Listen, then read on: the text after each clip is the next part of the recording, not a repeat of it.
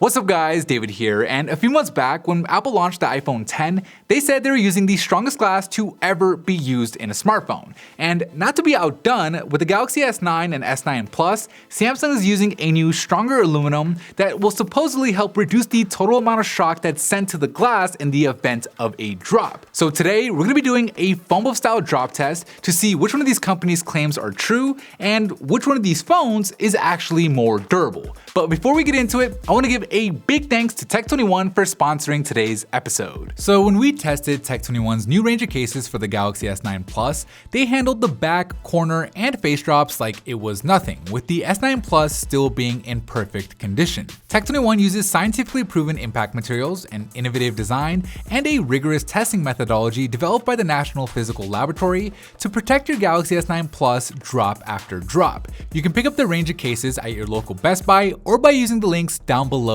in the description, so check it out. Alright, let's get to the drop test. Round number 1, backdrop. In 3, 2, 1.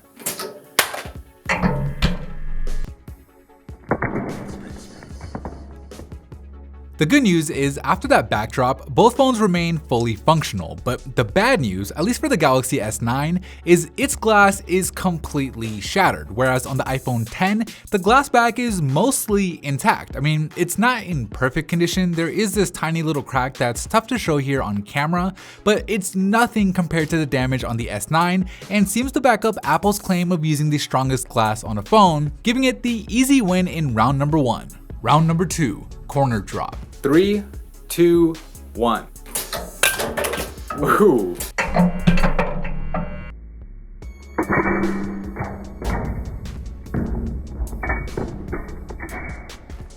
So the corner drop leaves this mark on both phones. However, the difference here is between stainless steel and aluminum, with the iPhone X stainless steel band showing only minor scratches compared to the much more noticeable scuffs on the S9's aluminum. Neither phone has any dents or anything like that, so they both held up well in that regard, but once again, it's an easy win for the iPhone X in round number 2. Round number 3, face drop. In 3, 2, 1.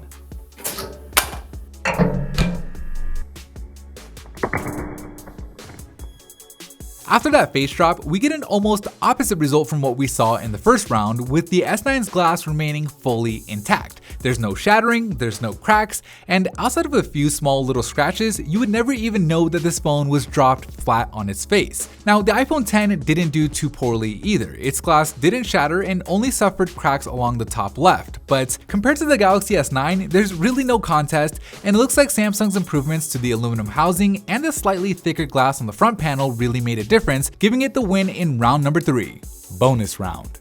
Alright, so this has turned out to be a close one, and with both phones still fully functional after our 10-point inspection, they move on to the bonus round, where we'll drop each phone up to 10 times from just under 5 feet. Last time, it took 5 bonus drops before the iPhone X's home gesture stopped working, and while the phone's other features still technically remained functional, not being able to use a gesture that is needed to literally unlock the phone forced us to throw in the towel. Let's see if the Galaxy S9 Plus can do any better. 3, 2, 1, drop.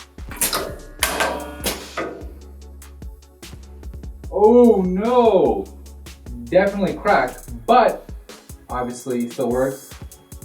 Camera, ooh, that front facing camera, the selfie cam, that is, that's really not usable. It's super cracked right there, but rear camera is still working, so let's go on. I don't even think there's no way. First time it cracked, second time, okay, still works. Drop it.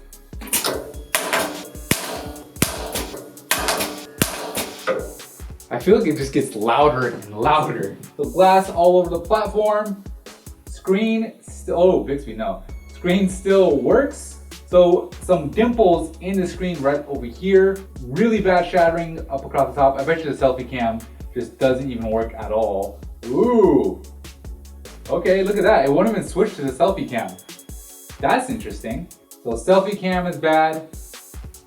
And I can't even switch. So at this point, I think the cameras are gone. Let's see if we can dial. 911. Okay, so that still works. I still hear the speakerphone working. So we will go on, but It's pretty damn close to death. And drop it. All right, did it survive 10? Did it do it? I don't know. Yep, touchscreen is still good to go. I can lock it and unlock it, which not all phones can do. And while I can't go into the camera, I could dial 911, which is, you know, pretty important. Alright, so the S9 Plus is able to survive all 10 bonus drops. Of course, it didn't retain 100% functionality with the selfie cam no longer working. But the good news for the S9 is we were able to finally access the rear cameras through a quick shortcuts, where we found that the moving part that enables the variable aperture is still working just fine, which hopefully is a sign that it'll be able to hold up with regular use over time. So with 4 rounds in the books, it's time to take a look at the scorecard. In the first round, we learned that at least when it comes to the glass on the back, the iPhone X's glass is actually stronger.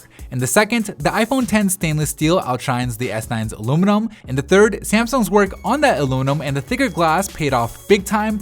And finally, in the fourth, the S9 proves that it can get hit and keep on going for longer, making this a close one, but a hard-earned victory for the Galaxy S9 Plus. Anyways, that is it for me in this video. Thank you guys for watching, and as always, I'll see you in the very next episode.